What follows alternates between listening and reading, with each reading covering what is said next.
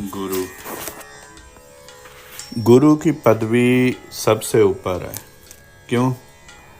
क्योंकि जब आप गुरु को धारते हो तब आप अंधेरे में होते हो, अज्ञान में होते हो। जब आपके पास सब कुछ है, आप अपने आप महाज्ञानी समझते हो, अपने आप को गुरु समझते हो। आप बोलते हो गुरु क्या है, किसी की ज़रूरत नहीं है मुझे, आप खुद ही गुरु होते हो। जहाँ सब स्पष्ट है, कोई अंधेरा नहीं है, रोशनी है, रास्ता साफ है, आप अपने आप को महामहिम समझते हो। मगर जहाँ अंधेरा आया, सब गायब, सब चतुराई निकल गई। फिर तलाश शुरू होती है गुरु की, भगवान की, किसी एक की जो आपको अंधेरे में रास्ता दिखाए। जब आप खो गए हैं, अंधेरे में कुछ सूझ नहीं रहा, बस एक ही इच्छा होती है मन में कि बस अब कोई इच्छा नहीं है, बस कोई आए, हाथ पकड़ के रास्ता निकाल दे और यहाँ से निकाले। बहुत घबराहट है, बेचैनी है। इसका हल किसके पास है? या तो भगवान के या गुरु के पास है। आपके जब सारे पैंतरे आपके खेलने के बाद जब आपको कुछ सूझता नहीं है ना, जब आप बिल्कुल अपने आप से हार जाते हो, तब आप इंतज़ार करते हो भगवान का या गुरु का जो आपको रास्ता दिखाए। अब आप एक नादान बालक की तरह बन गए हो, बिल्कुल एक बच्चे की तरह कि कोई आए, हाथ पकड़कर बस ले चले, जहाँ को लेके जाएगा हम चल देंगे। कुछ सोचे समझे, कोई विचार नहीं, कुछ नहीं, कोई समझदारी नहीं। तब एंट्री होती है गुरु की। जैसे मकान बनाने के लिए नींव की ज़रूरत होती है, वैसे ही हालात नींव होती हैं। इसके बाद आस्था शुरू होती है। आप बोलते हो भाई ये मेरा सर, तेरे चरण, आंखें मूंद लिए, बस ले चल जहाँ भी लेके जाना है, बस यहाँ से निकाल दे एक बार। अब जब भक्त ने सोच समझ त्याग दी, आंखें थी वो भी मूंद ली, अब कोई शंका ही नहीं है, कोई विचार नहीं है, कोई शक शुबा कुछ नहीं है। बस जो गुरु ने वचन किए वो मैं करने शुरू कर देने हैं। बस अभी से बस गुरु बोले सही मेरे को कुछ, मैं करने के लिए तैयार हूँ। तब सब समझदारी, विज्ञान, अनुभव सब शून्य हो जाता है। आप अपने आप को अर्पण कर देते हो। बस आप गुरु की जिम्मेदारी बनती है कि वो आपको सही रास्ते पे लेके जाए। क्योंकि जो भक्त है वो तो अंधा है, उसने आंखें मूंद ली है, कोई शंका ही नहीं है उसको। बस एक चीज़ है, एक आस्था की डोर पकड़ी है और वो चल रहा है। गुरु गड्ढे की तरफ ले जाता है तो गड्ढे की तरफ जा रहा है। भक्त क्या करेगा? क्योंकि जिस दिमाग पे भरोसा किया, बचपन से आँखों पे भरोसा किया, वो आंखें बंद कर लिए। जिस दिमाग में आपका अनुभव है, इतना कुछ है, दिमाग में तर्क हैं, वो सब तर्क खत्म हो गए। आपने सब कुछ छोड़ दिया। अब सिर्फ एक चीज़ बची है, विश्वास और आस्था। आपकी सिर्फ आस्था है कि एक विश्वास की डोरी से आप बंधे हुए हो गुरु के साथ, किस गुरु आपको सही सलामत पहुंचा देगा। अब जैसे कि आप किसी विमान में बैठते हो, आप विमान में बैठते हो, आप बैठ जाते हो, आपकी एक आस्था होती है, वो भी एक विश्वास है आपका कि ये जो पायलट है वो मेरे को सही जगह पहुंचा देगा। आपने वो अनजान आदमी है, उस पे आपको उसको आपने कभी देखा नहीं पहले। कई लोग तो मतलब यात्रा के दौरान भी नहीं देख पाते, बाद में भी नहीं देख पाते, मगर वो अपने एक गंतव्य तक पहुंच जाते हैं। और आप चलने से पहले आप उसका अनुभव, प्रवीणता का आंकलन तो नहीं कर पाते, क्योंकि कर ही नहीं सकते। वो आपका वो पॉसिबिलिटी नहीं है। मगर आप बैठ जाते हो एक आस्था लेके कि आपको ये सही जगह, सही वक्त पे पहुंचा देगा। ठीक है? तो ये तो एक यात्रा की बात है, मगर जो आप गुरु धारते हो वो आपका पूरा जीवन होता है, पूरा जीवन आप सौंप देते हो। ये तो यात्रा के कुछ घंटे हैं, आपने उसको सौंप दिए। आप गुरु को तो आप जीवन दे रहे हो, ठीक है। तो आपने आंखें बंद कर ली, आप जैसे आप विमान में बैठ के आप बस आंखें बंद करके सो जाते हो कि हाँ ये मेरे को सही तरह लेके जा रहा है, बस ऐसे ही गुरु होता है। गुरु में आप अपना पूरा जीवन दे देते हो, अपना समय, धन, जीवन सब कुछ दे देते हो। अब गुरु की जिम्मेदारी क्या बनती है कि आपकी आस्था विश्वास का सम्मान करे और ये सोच के चले कि अगर मैंने कुछ कह दिया तो उसके बाद कोई तर्क नहीं है। जो आपका अनुयायी है, जो उसके दिमाग में कुछ भी तर्क नहीं होगा कि गुरु ने बोल दिया, अब कोई किंतु परंतु नहीं है। मगर गुरु का कर्तव्य इससे बढ़ जाता है कि आपकी गुरु की आंखों से ही वो देख रहा है, गुरु के दिमाग से वो सोच रहा है, उसकी अपनी आंखें, दिमाग, अपना अनुभव कुछ नहीं है, वो सब कुछ छोड़ चुका है। वो सिर्फ आपसे कैसे कनेक्टेड है, आपकी एक आस्था से, आपके विश्वास के ऊपर, आपको विश्वास करके आपके ऊपर वो चल रहा है। आपके पास अगर अधिक ज्ञान है, कुछ आपके पास सही ज्ञान है और आपकी इंटेंशंस वो बिल्कुल क्लियर हैं, आपका जो आप उसकी वाकई किसी की मदद करना चाहते हो, तभी मार्गदर्शन करना चाहिए किसी का। क्योंकि जो सारा संसार है वो खोज में है, वो कभी ना कभी ऐसे अंधेरे में आता है जब उसको किसी की गाइडेंस की ज़रूरत होती है। उसको बाकी लोगों पे विश्वास नहीं होता, किसी पे विश्वास नहीं होता, सिर्फ उसको गाइडेंस चाहिए होती है। कोई गुरु, कोई नेविगेटर, कोई मेंटर, कोई उसको लेके जाए कहीं पे, वहाँ से निकाल दे, जो उसकी बुरी स्थिति है उसमें से निकाल के उसको किसी तरह ले जाए। वो जिस तरफ को इशारा करते हैं उस वक्त ऐसा एक अबोध बालक की तरह होता है। उसको जिस तरफ इशारा कर दिया, उसको कह देंगे हाँ मतलब इस तरफ चल, वो उस तरफ भाग लेगा। उसको जिधर थोड़ी सी रोशनी दिखेगी उधर भागता रहेगा।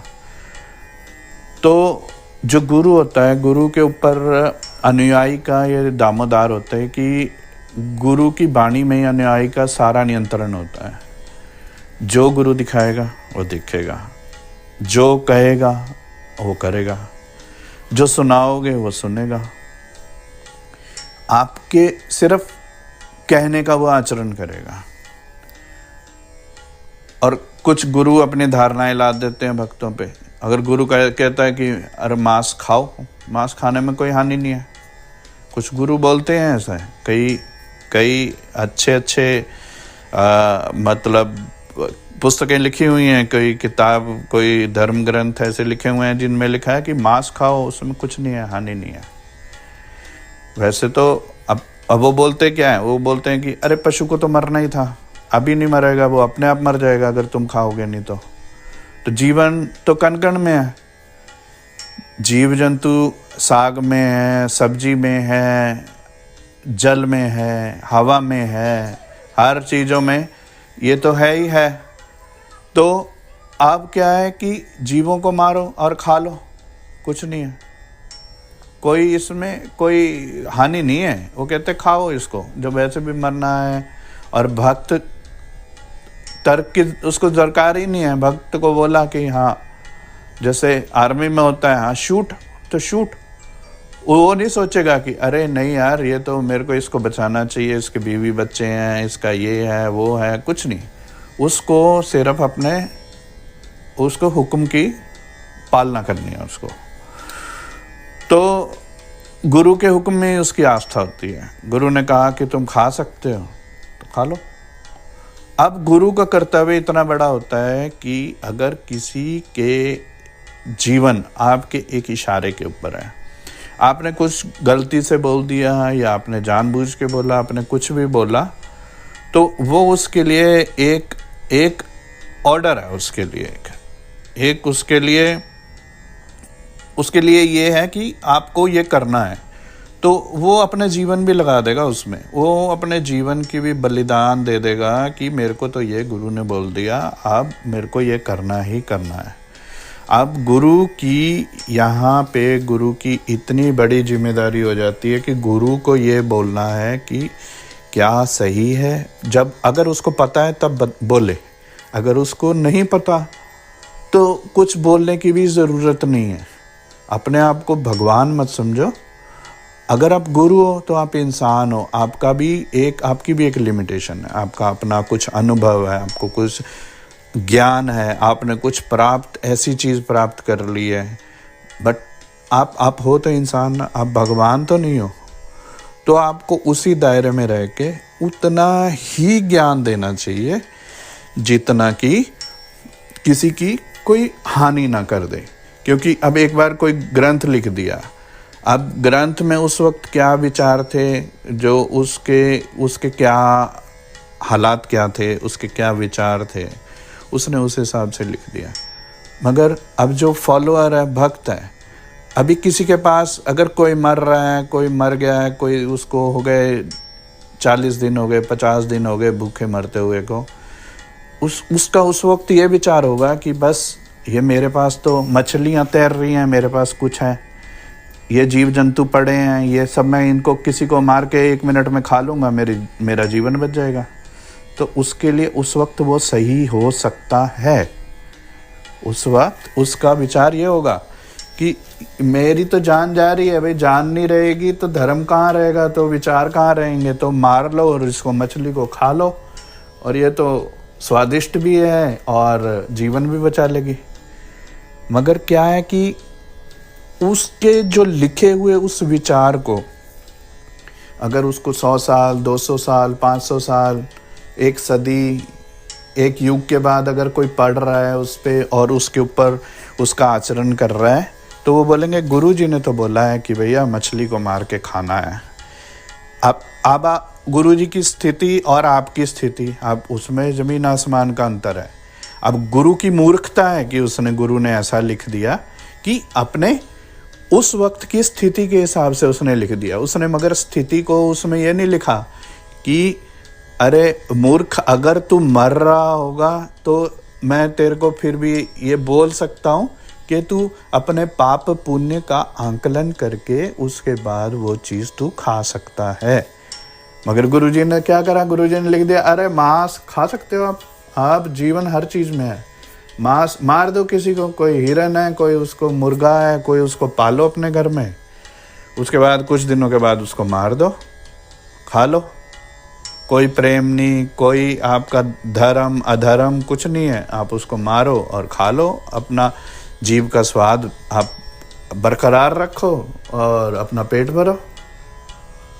तो मेरा जो कहने का तात्पर्य ये है कि गुरु को किसी को भी आज्ञा देते हुए या कुछ लिखते हुए, धर्म ग्रंथ लिखते हुए या कुछ ऐसी चीज़ जिसके आपके पीछे आंखें बंद करके आपके पीछे लोग चल रहे हैं, तो आपको थोड़ा सोच विचार करके उस हिसाब से आपको वो कोई टिप्पणी, कोई विचार अपना रखना है तो उस हिसाब से आपको रखना चाहिए।